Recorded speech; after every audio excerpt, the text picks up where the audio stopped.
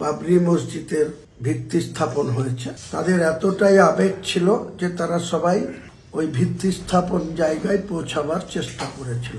প্রশাসনের একটা অংশের অসহযোগিতার সত্ত্বেও 4 লক্ষ মানুষ ওখানে উপস্থিত হয়েছিল। সুস্থভাবে এই বাবরি মসজিদের ভিত্তি স্থাপনটা আমি করতে পেরেছি।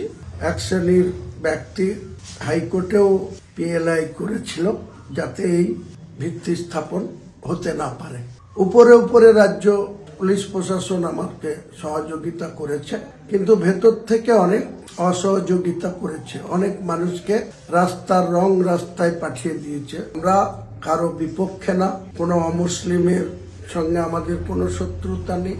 আপনারা মন্দির করবেন, আমি মসজিদ করব, এটাই ভারতবর্ষের সংবিধান। আসসালামু আলাইকুম, আমি হুমায়ুন কবির, 69 ভরতপুর বিধানসভার বিধায়ক। গতকাল 6 ডিসেম্বর বেলডাঙ্গার ছেতিনিয়া NH-34 সংলগ্ন জায়গায় যেটা বাবরি মসজিদের ভিত্তি স্থাপন হয়েছে, সেখানে 4 লক্ষ মানুষের উপস্থিতিতে, এছাড়াও কৃষ্ণগড় থেকে বহরমপুর, জলঙ্গি থেকে বহরমপুর, কাঁদি থেকে বহরমপুর, বীরভূম থেকে সাঁইথিয়া থেকে কাঁদি, বিভিন্ন রুটে আরো 2 থেকে 2.5 লক্ষ মানুষ রাস্তায় আটকে ছিল।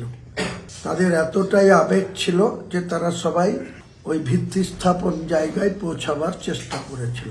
প্রশাসনের একটা অংশের অসহযোগিতার সত্ত্বেও 4 লক্ষ মানুষ ওখানে উপস্থিত হয়েছিল এবং রাস্তায় 2 থেকে 2.5 লক্ষ মানুষ দিনভর তারা রাস্তায় ছিল। তাই সর্বস্তরের মানুষ যারা বাবরি মসজিদের ভিত্তি স্থাপনের উদ্দেশ্যে আপনারা বাড়ি থেকে বেরিয়েছিলেন, কেউ আসতে পেরেছেন, কেউ রাস্তায় থেকেছেন, সকলকেই আমার পক্ষ থেকে আপনাদের সালাম জানাই, আদাব জানাই, অভিনন্দন জানাই। সুস্থভাবে এই বাবরি মসজিদের ভিত্তি স্থাপনটা আমি করতে পেরেছি আপনাদের সকলের সহযোগিতায়।